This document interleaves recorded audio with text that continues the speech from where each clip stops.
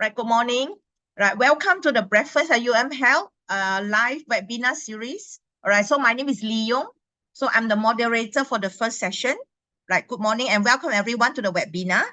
Okay, so in conjunction with the celebration of International Nurses Day 2024 on the 12th of May this year, so we are very honored to have the third vice president of the International Council of Nurses, right, to be with us this morning, right? So she's going to share with us the theme of International Nurses Day, right? So that is our nurses, our future, and the economic power of care. So allow me to introduce Professor Dr. Lian-Hua Huang, right? Professor Huang is a well-known nurse leader in Taiwan, and currently she's a nurse consultant of a China Medical University and also a professor emeritus of a National Taiwan University. Okay, on top of that, she is also a controller of the Taiwan Nurses Association and also is a third vice president of the International Council of Nurses. Wow, she got very high rank portfolio. Right, Dr. Huang obtained her PhD nursing in Colorado, USA, and she have an executive master of business, EMBA from National Taiwan University. Right, he can make a huge contribution and tremendous contribution in nursing education, nursing research, practice, and policy nursing in Taiwan. Okay, so without further ado, so I would like to invite Professor Huang to deliver her talk on the title of Our Nurses, Our Future, the Economic Power of Care. Professor Huang, the platform is yours. Thank you for your nice introduction, Dr. Chen. Good morning. It's my great pleasure to be invited as a guest speaker. Now I would like to share my screen. Continuing our overarching theme, Our Nurses, Our Future in 2023, and the policy action of ICN Charter for Change. ICN has chosen to focus IND 2024 on the economic power of care, with the aim to reshape perception and demonstrate how strategic investment in nursing can bring considerable economic and societal benefit. Investment that increase the productivity to the health workforce result in good health, economic growth, job creation, productive gain in other sectors, especially in low and middle income countries. The return on investment in the healthcare workforce is estimated at a ratio of 1 to 10.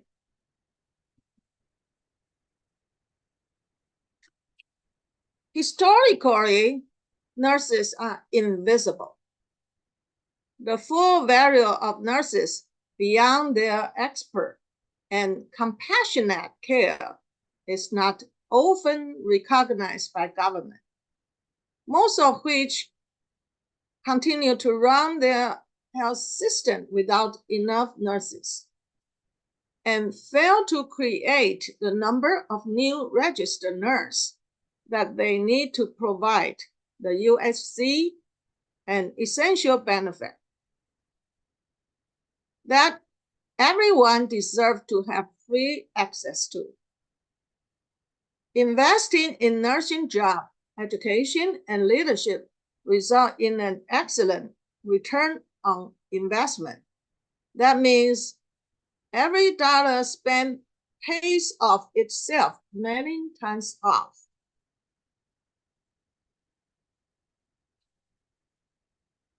Invest in nursing will bring high quality of care.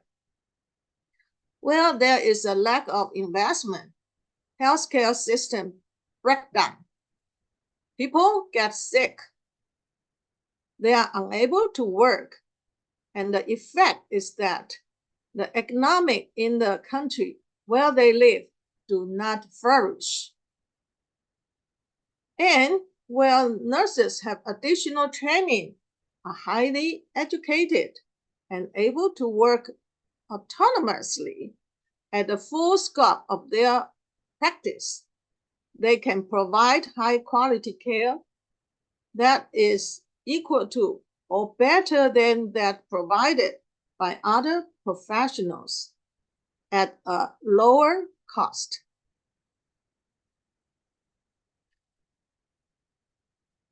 There are 10 important key insights. Poor health costs the global economy 15% of GDP. Realizing the potential of nurses working in primary health care.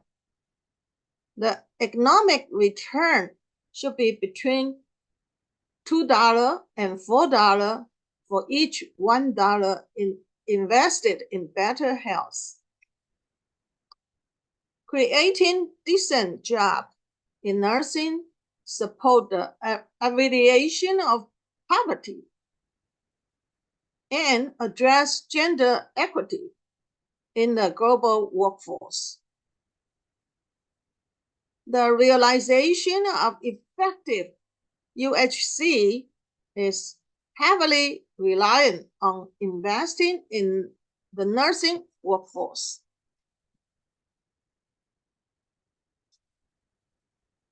Prioritizing investment to enable people to work to their full scope of practice, including APN, improve health system efficiency and effectiveness, ensure the safety of nurses, should be considered in an imperative for sustainable and resilient health systems. Investing in nursing engender a cascade effect that accumulate in the cultivation of healthier societies and economic and social prosperity. Investing in safe care saves money. Nurses contribute to peace. Invest in nursing is pivotal pathway. About half of the world's population are not covered by essential health services. In addition, poor quality care leads to high level of mobility and mortality, contributing up to 15% of all deaths in some countries, many of which are preventable. As countries strive to rebuild and strengthen their healthcare system and economics, strategic investment in nursing emerging as a pivotal pathway to achieve sustained growth and resilience.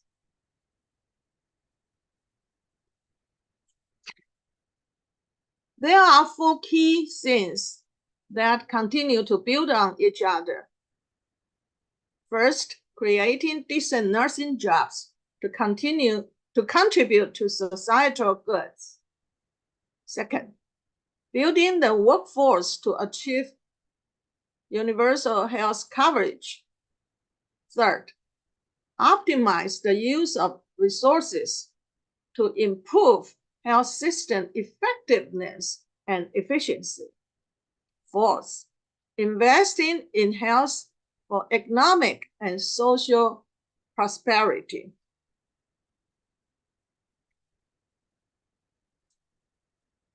Next, I will show you the data from the state of the world's nursing.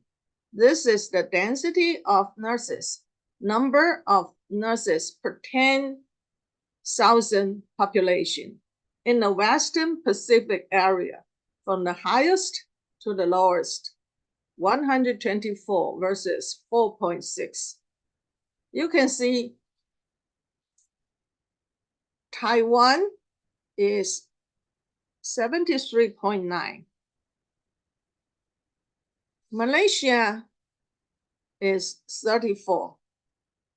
And as you see from the slide at the right-hand side, Laos is here, Vietnam is here, and Indonesia, let's see. Indonesia is here, and Thailand is here. Let's see. And then Malaysia, and then Philippines. Philippines is here, and Singapore. Singapore is here, and Korea is here, and Taiwan is here, Australia, and then Japan is here.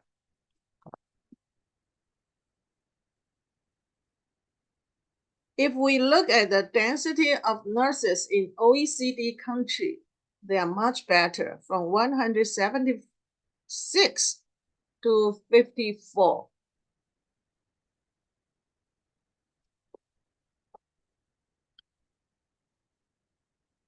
This is Malaysia's data of the state of world's nursing. This data were compiled by WHO in 2020. WHO is planning to have another state of the world's nursing in 2025. This is Taiwan's data of the state of the world's nursing. To compare Malaysia's and Taiwan's data, you can see the differences of nursing density per 10,000 population. And then also gross domestic product per capita. You can see the number. And UHC service coverage index. Life expectancy at birth for male and female. Current health expenditure as a percent of GDP. Current health expenditure per capita. So we can see we have room to improve.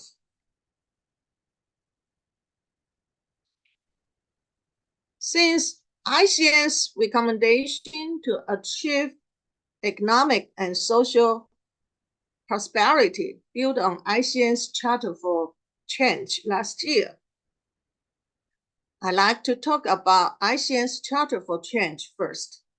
There are 10 of them. The Charter for Change was proposed by ICN in 2023. First, protect and invest in nursing profession.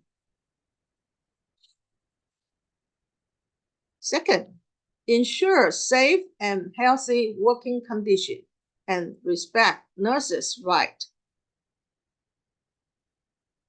Third, recruit and retain nurses by ensuring fair and decent pay and positive practice environments. Fourth, develop, implement, and finance National Nursing Workforce Plan. Fifth, invest in high-quality, accredited nursing education programs. Sixth, enable nurses to work to their full scope of nursing practice. Seventh, recognize and value nurses' skill, knowledge, attribute, and expertise. 8, engage National Nursing Association as professional partners. 9, protect vulnerable populations, uphold and respect human rights, gender equity, and social justice. 10, appoint nurse leader to executive position. This year, ICN Recommendations to achieve economic and social prosperity include: first, job creation. Stimulate investment in creating decent nursing jobs.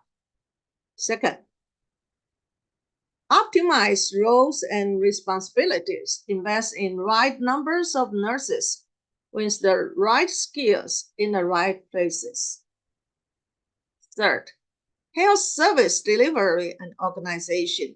Empower and provision of high quality, affordable, integrated, people-centered care across the care continuum, paying special attention to underserved areas.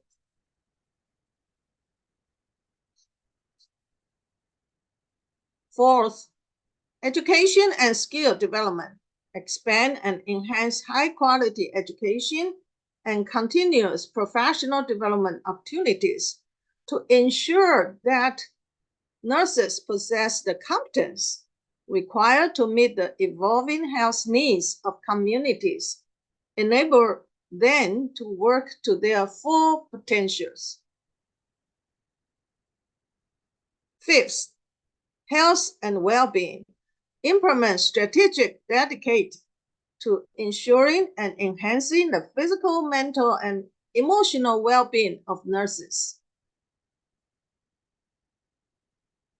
6, resources and equipment. Equipping nurses with the right resources necessary to meet the demand of their roles. 7, crisis and humanitarian setting, ensuring the safety and security of nurses in all settings, including those operating in crisis and humanitarian aid setting.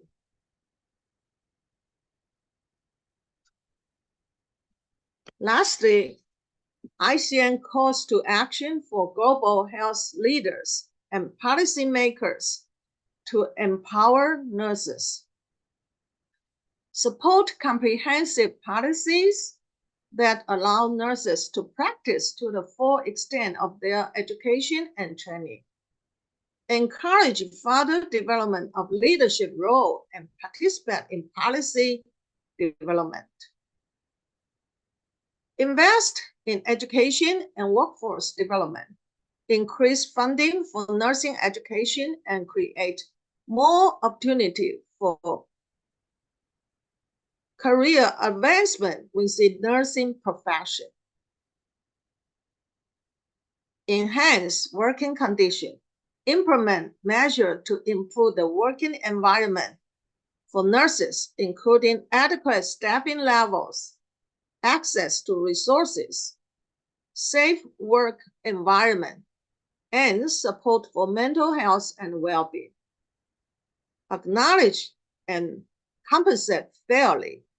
Ensure that nurses receive competitive wages that reflect their skill, responsibility, and the critical nature of their work. Promote nursing's role in the society. Highlight the contribution of nurses to health and well-being through public awareness campaign and inclusion in decision-making process.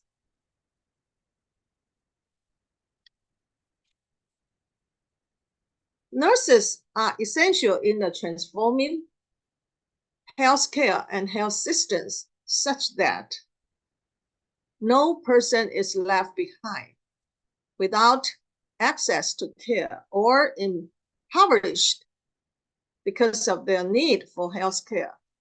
So you can see, no health without a workforce, no workforce without nurses and midwiferys. It's time for action. Let us seize the opportunity to commit to a decade of action that begins with investing in nursing education, jobs, and leadership.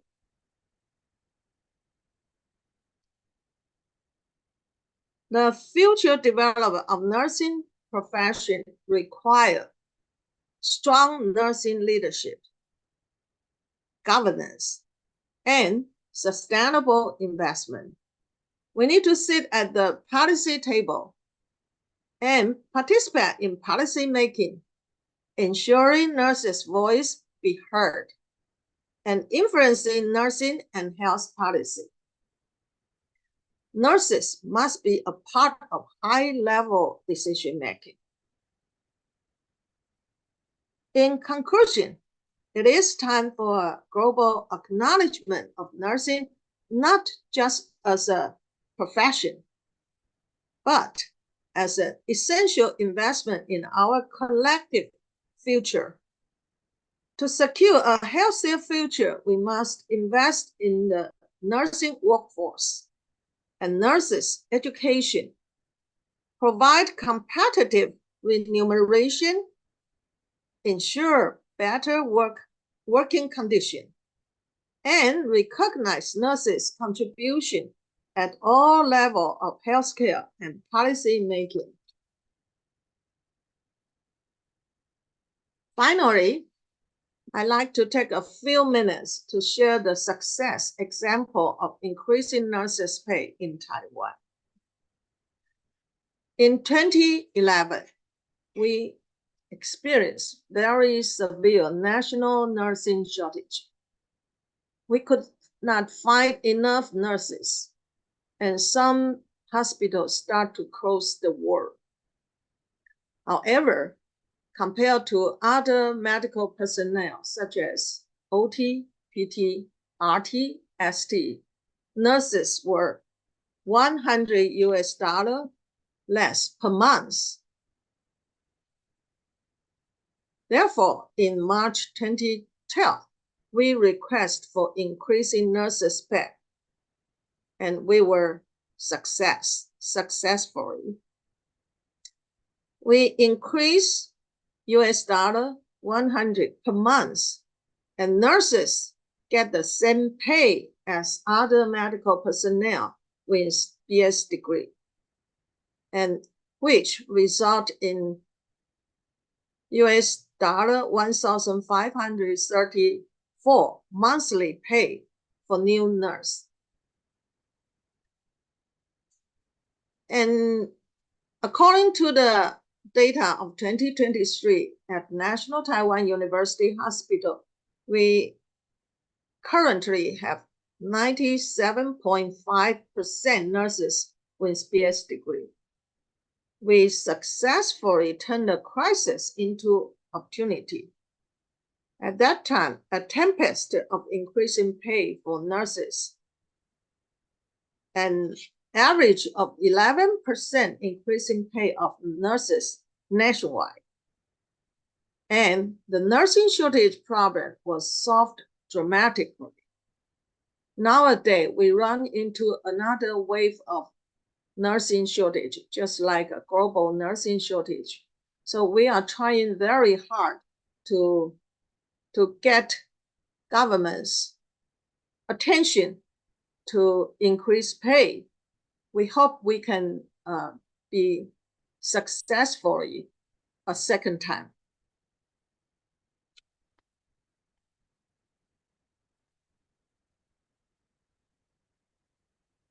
This is the photo of the ICM board member for 2021 to 2025. And I serve as the third vice president. The photo was taken during the opening ceremony of Montreal Congress in Canada. It's time to make nursing from invisible to invaluable. Thank you for your attention. Happy International Nurses Day and happy Mother's Day. Okay.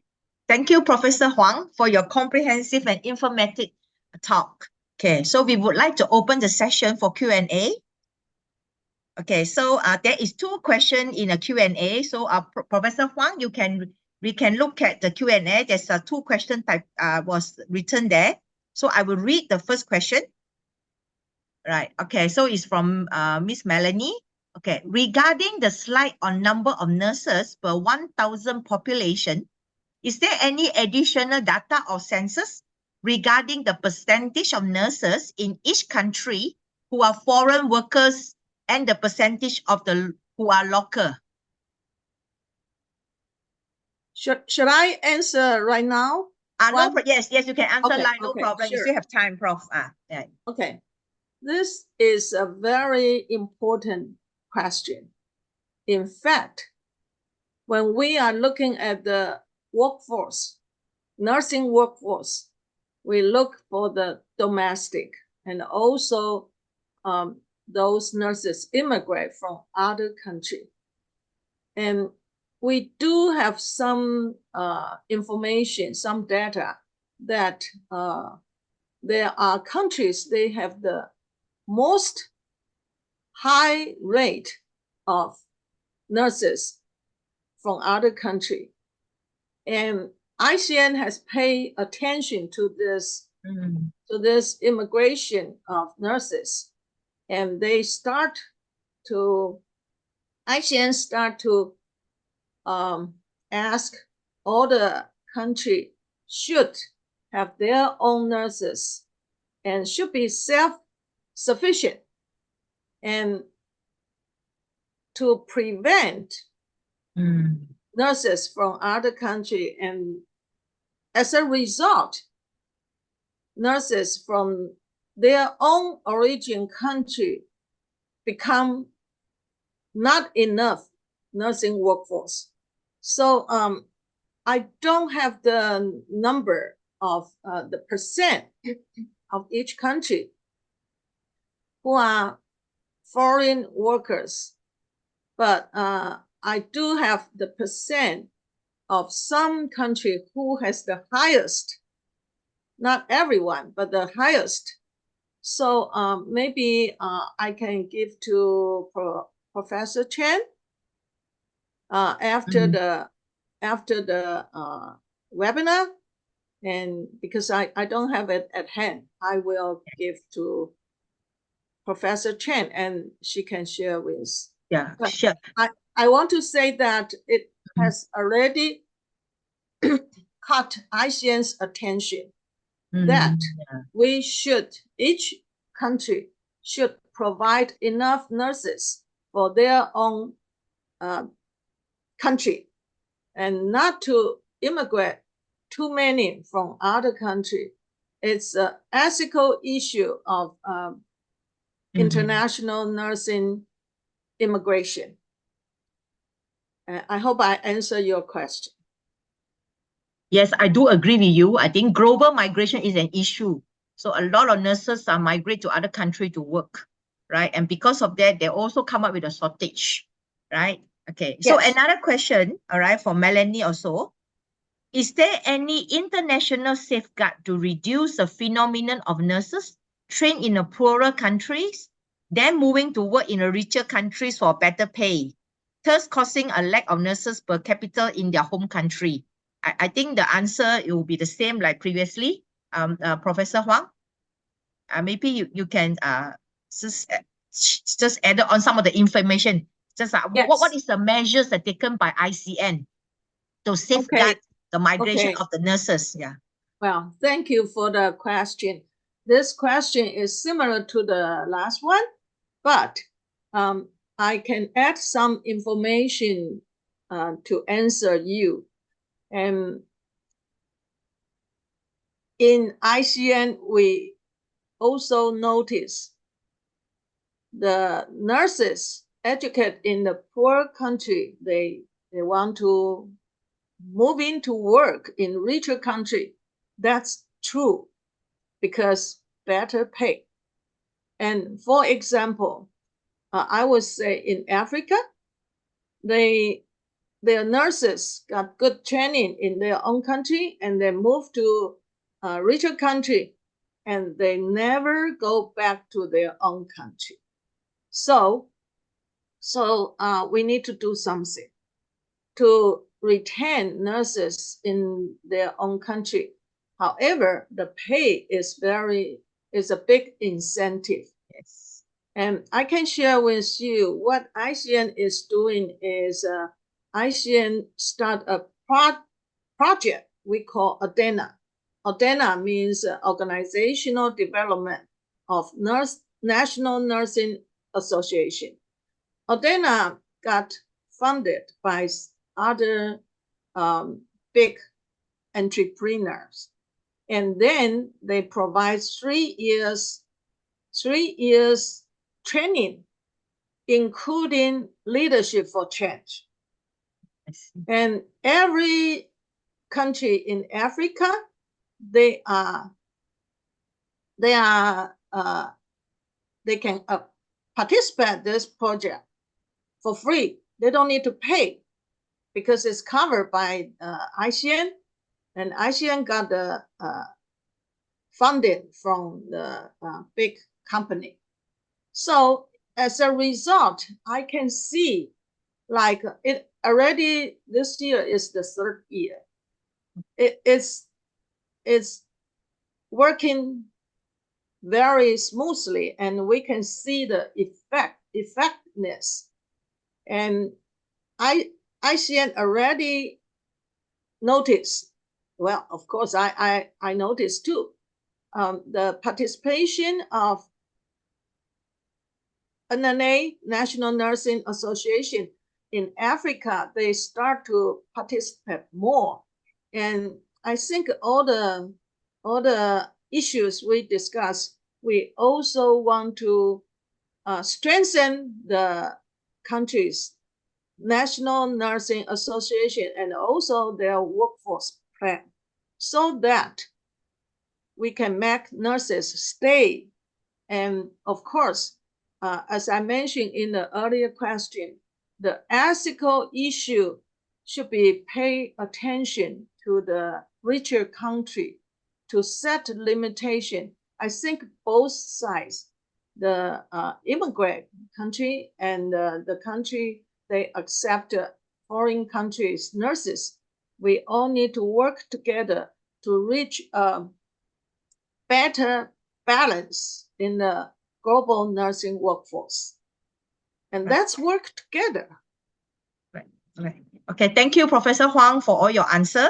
All right. Okay. I might apologize. There's one more question, but I don't think I can ask a professor to answer live. Maybe Prof can type the answer.